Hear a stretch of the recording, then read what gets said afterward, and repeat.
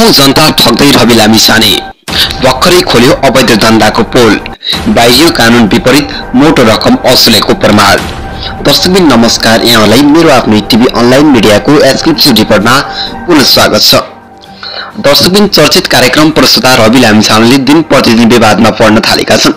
पछिल्लो समय समाजसेवाको नाममा चन्दा असुली बढेपछि लामिछानेको सम्पत्ति छानबिन गर्न माग थालिएको छ।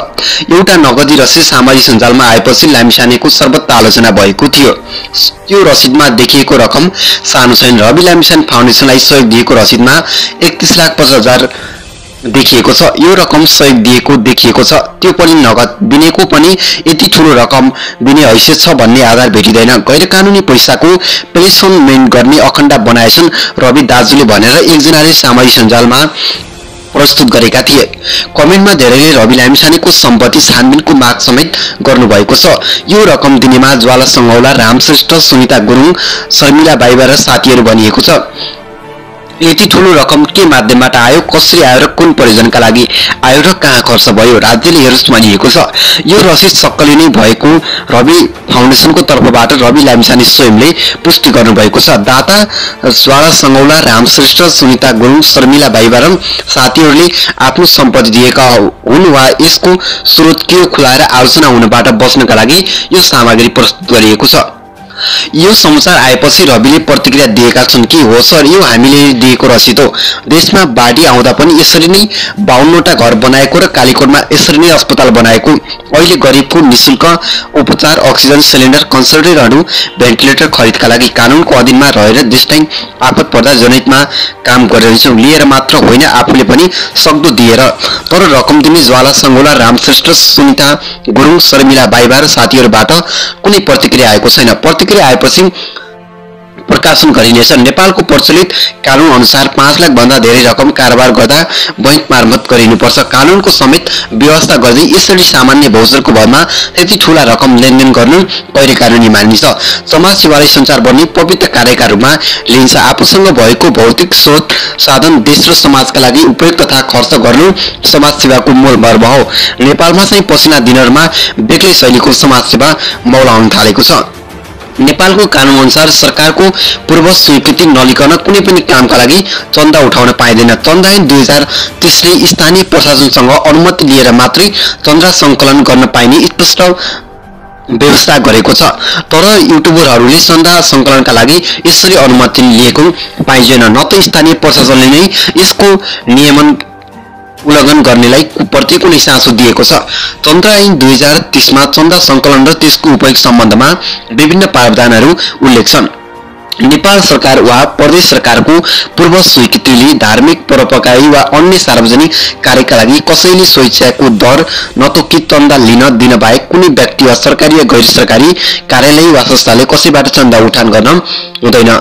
त्यसैगरी उपदफा 1 मा जुनसुकै कुरा लेखिएको भए तापनि दफा 4 बमोजिम गठित कुनै प्रदेश स्तरीय समितिबाट खास गरी शैक्षिक, सामाजिक संस्था तथा अन्य विकास कार्यका लागि यस ऐन अन्तर्गत बनेको नियमको तोकिए बमोजिम खर्च गर्ने गरी चन्दा उठाउन सकिन्छ। सोही ऐनको भाग 5 मा भनिएको छ, समितिले चन्दा उठाउनका लागि चन्दाबाट उठाउनु पर्ने रकम र सो रकम कसरी उठाउने र सो कुरा निश्चित गरेपछि र सो रकम खर्च गरिने कार्य योजनाको सम्बन्धमा विस्तृत विवरण खोली नेपाल सरकार वा प्रदेश सरकारको स्वीकृतिका लागि पेश गरी स्वीकृति प्राप्त भएपछि मात्र सो बमोजिम चन्दा उठाउन सकिनेछ। अहिले युट्युबरहरूले गरेको समाजसेवाको उल्लेखित मापदण्ड पूरा गरेको देखिँदैन। उनीहरूले चन्दा सङ्कलनका लागि नेपाल सरकार वा प्रदेश सरकारको पूर्व स्वीकृति लिएको हुँदैनन्। यसैगरी भाग 11 मा लेखिएको छ, यस ऐन बमोजिम चन्दा उठाउने व्यक्तिले चन्दा उठाउँदा चन्दादाताले दिएको चन्दाको रकम, अङ्क, अक्षर, नाप, तौल आवश्यकता अनुसार स्पष्ट खुलाई 3 प्रति रसिदमा लेखी दस्तखत गर्नुपर्छ र तर सिसा कलममा अन्य रङ उडेको मसीले लेख्ने र दस्तखत गर्ने काम गर्नु हुँदैन। तर युट्युबरको समाजसेवा चन्दा उठाउने व्यक्ति र चन्दादाताको प्राय प्रत्यक्ष सम्पर्क नै हुँदैन। उनीहरूले रसिदमा हस्ताक्षर गर्न टाढाको कुरा भयो। प्राय चन्दादाताले बैंक मार्फत बिचौलिया समाजसेवीको खातामा पैसा हालिदिन्छन्। त्यसपछि त्यो पैसा युट्युबरले सर्वाधिक हुन्छ र युट्युबरहरूले बाँडिदिन्छन्। चन्दा ऐन अन्तर्गत बनेका नियमहरूको बर्खिलाप हुने गरी चन्दा उठाउने व्यक्तिलाई 2 वर्षसम्म कैद वा 2 1000 रुपैयाँसम्म जरिवाना, दुवै सजाय हुने कानूनमा व्यवस्था छ। तर यसरी उठाएको चन्दाको रकम समेत निजले सरकारी बाँकी सरह असुल उपयोग गरिने ऐनको भाग 11 मा भनिएको छ। यस ऐन अन्तर्गतको मुद्दा नेपाल सरकारवादी हुने र सो मुद्दाको सुरु कारबाही र किनारा गर्ने अधिकार जिल्ला अदालतले हुने व्यवस्था छ। यी सबै व्यवस्थाहरू कागजमा मात्रै सीमित छन्। रवि लामिछानेले पछिल्लो समय जनमैत्री अस्पतालमा गरेको यो ठगीधन्दा पछिल्लो समय पोल खोलिँदै गइरहेको छ। यसरी समाजसेवाका नाममा गरिएको अवैध धन्दाको पछिल्लो समय सामाजिक सञ्जालमा सर्वत्र विरोध हुन थालेको छ भने रवि लामिछानेको यो अस्पतालमा उनले किन यो काम गरिरहेका छन् भन्ने यति बेला सबैको मनमा जिज्ञासा लागिरहेको छ।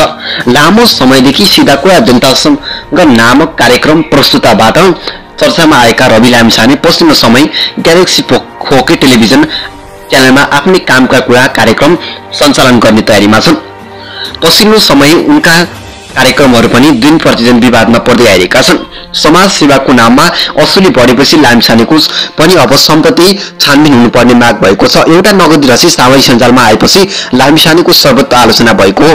त्यो रसिदमा देखिएको रकम सानो छैन। रवि लामिछाने फाउन्डेसनलाई सहयोग दिएको रसिदमा 31,50,000 अक्षरमा लेखिएको छ। यो रकम सहयोग दिएको देखिएको छ। त्यो पनि नगद दिनेको यति ठूलो रकम दिने हैसियत छ भन्ने आधार भेटिँदैन। गैरकानुनी पैसाको फ्लेक्सनमेट गर्ने अखण्ड बनाएछन् रवि दाइले भनेर एकजना युवाले सामूहिक सञ्जालमा आफ्नो भनाइ व्यक्त गरेका थिए। कमेन्टमा धेरैले रवि लामिछानेले सम्पत्ति छानबिन गर्न माग गरेका छन्। यो रकम दिनेमा ज्वाला सङ्गोला, रामश्रेष्ठ, सुनिता गुरुङ, शर्मिला बाइवा साथीहरू भनिएको छ। यसरी ठूलो रकम के माध्यमबाट आयो र कसरी आयो, कुन प्रयोजनका लागि आयो र कहाँ खर्च भयो राज्यले हेरोस् भनिएको छ। यो रसिद सक्कली नै भए रवि लामिछाने फाउन्डेसनको तर्फबाट रवि लामिछाने स्वयंले पुष्टि गर्नुपर्नेछ। दाता ज्वाला सङ्गौला, रामश्रेष्ठ, सुनिता गुरुङ, शर्मिला बाइवा र साथीहरूले आफ्नै सम्पत्ति दिएका हुन यसको स्रोत के हो खुलाएर आलोचना हुनबाट बच्नका लागि यो सामग्री प्रस्तुत गरेका थिए रवि लामिछाने। यो समाचार आएपछि रविले प्रतिक्रिया दिएका छन्। यो रकम आफूहरूले नै उठाएको र यो साथीहरूले दिएको र केही समय अगाडिबाट नै आफूहरू यो कार्यक्रममा लागेको र यही कार्यक्रमबाट कालीकोटमा घर निर्माण, अस्पताल निर्माण पनि आफूले गरिसकेको रवि लामिछानेले बताएका थिए। कार्यक्रम प्रस्तुता रवि लामिछानेले दिन प्रतिदिन विवादमा पर्न थालेका छन्। पछिल्लो समय समाजसेवाको नाममा चन्दा असुली बढेपछि लामिछानेको सम्पत्ति छानबिन गर्न माग थालिएको छ। एउटा नगदी रसिद सामाजिक सञ्जालमा आएपछि लामिछानेको सर्वत्र आलोचना भएको थियो।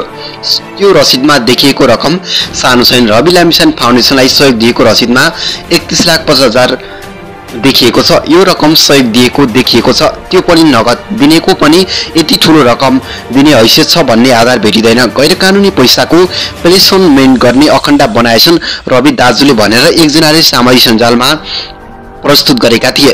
कमेन्टमा धेरैले रवि लामिछानेको सम्पत्ति छानबिनको माग समेत गर्नुभएको छ। यो रकम दिनेमा ज्वाला सङ्गौला, रामश्रेष्ठ, सुनिता गुरुङ, शर्मिला बाइवा र साथीहरू भनिएको छ। यति ठूलो रकम के माध्यमबाट आयो, कसरी आयो र कुन प्रयोजनका लागि आयो र कहाँ खर्च भयो राज्यले हेरोस् भनिएको छ। यो रसिद सक्कली नै भएको रवि फाउन्डेसनको तर्फबाट रवि लामिछाने स्वयंले पुष्टि गर्नुभएको छ। दाता ज्वाला सङ्गौला, रामश्रेष्ठ, सुनिता गुरुङ, शर्मिला बाइवा र साथीहरूले आफ्नो सम्पत्ति दिएका हुन् वा यसको स्रोत के हो खुलाएर आलोचना हुनबाट बच्नका लागि यो सामग्री प्रस्तुत गरिएको छ। यो समाचार आएपछि रविले प्रतिक्रिया दिएका छन् कि हो सर, यो हामीले दिएको रसिद हो। देशमा बाढी आउँदा पनि यसरी नै 52वटा घर बनाएको र कालीकोटमा यसरी नै अस्पताल बनाएको। अहिले गरिबको निशुल्क उपचार, अक्सिजन सिलिन्डर, कन्सन्ट्रेटरहरू, भेन्टिलेटर खरिदका लागि कानुनको अधीनमा रहेर देशलाई आपत पर्दा जनहितमा काम गरिरहन्छौँ। लिएर मात्र होइन, आफूले पनि सक्दो दिएर। तर रकम दिने ज्वाला सङ्गौला, रामश्रेष्ठ, सुनिता गुरुङ, शर्मिला बाइवा र साथीहरूबाट कुनै प्रतिक्रिया आएको छैन। प्रतिक्रिया आएपछि प्रकाशन गरिनेछ। नेपालको प्रचलित कानून अनुसार 5 लाख भन्दा धेरै रकम कारोबार गर्दा बैंक मार्फत गरिनुपर्छ। कानूनको समेत व्यवस्था गर्दै यसरी सामान्य भौचरको भरमा त्यति ठूला रकम लेनदेन गर्नु गैर कानूनी मानिन्छ। समाज सेवालाई सञ्चार गर्ने पवित्र कार्यका रूपमा लिइन्छ। आफूसँग भएको भौतिक स्रोत साधन देश र समाजका लागि उपयोग तथा खर्च गर्नु समाज सेवाको मूल मर्म हो। नेपालमा चाहिँ पछिल्ला दिनहरूमा बेग्लै शैलीको समाज सेवा मौलाउन थालेको छ। नेपालको कानून अनुसार सरकारको पूर्व स्वीकृति नलिकन कुनै पनि कामका लागि चन्दा उठाउन पाइँदैन। चन्दा ऐन 2030 ले स्थानीय प्रशासनसँग अनुमति लिएर मात्रै चन्दा सङ्कलन गर्न पाइने स्पष्ट व्यवस्था गरेको छ। तर युट्युबरहरूले चन्दा सङ्कलनका लागि यसरी अनुमति लिएको पाइँदैन, न त स्थानीय प्रशासनले नै यसको नियमन उल्लङ्घन गर्नेलाई प्रति कुनै चासो दिएको छ। चन्दा ऐन 2030 मा चन्दा सङ्कलन र त्यसको उपयोग सम्बन्धमा विभिन्न प्रावधानहरू उल्लेख छन्।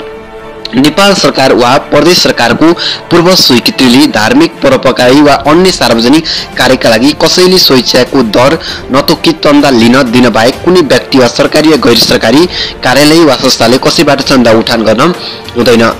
त्यसैगरी उपदफा 1 मा जुनसुकै कुरा लेखिएको भए तापनि दफा 4 बमोजिम गठित कुनै प्रदेश स्तरीय समितिबाट खास गरी शैक्षिक सामाजिक संस्था तथा अन्य विकास कार्यका लागि यस ऐन अन्तर्गत बनेको नियमको तोकिए बमोजिम खर्च गर्ने गरी चन्दा उठाउन सकिन्छ। सोही ऐनको भाग 5 मा भनिएको छ, समितिले चन्दा उठाउनका लागि चन्दाबाट उठाउनु पर्ने रकम र सो रकम कसरी उठाउने र सो कुरा निश्चित गरेपछि र सो रकम खर्च गरिने कार्य योजनाको सम्बन्धमा विस्तृत विवरण खोली नेपाल सरकार वा प्रदेश सरकारको स्वीकृतिका लागि पेश गरी स्वीकृति प्राप्त भएपछि मात्र सो बमोजिम चन्दा उठाउन सकिनेछ। अहिले युट्युबरहरूले गरेको समाजसेवाको उल्लेखित मापदण्ड पूरा गरेको देखिँदैन। उनीहरूले चन्दा सङ्कलनका लागि नेपाल सरकार वा प्रदेश सरकारको पूर्व स्वीकृति लिएको हुँदैनन्।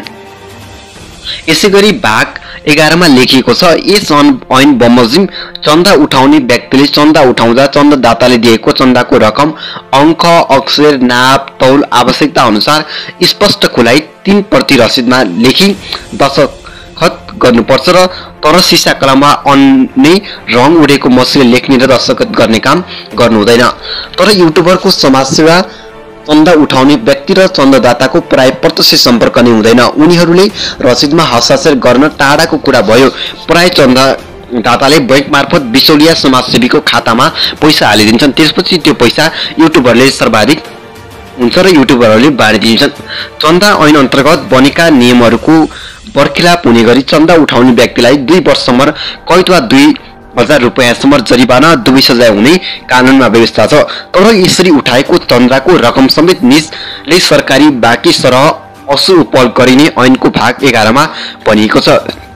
यस ऐन अन्तर्गतको मुद्दा नेपाल सरकारवादी हुने र सो मुद्दाको सुरु कारबाही र किनारा गर्ने अधिकार जिल्ला अदालतलाई हुने व्यवस्था छ।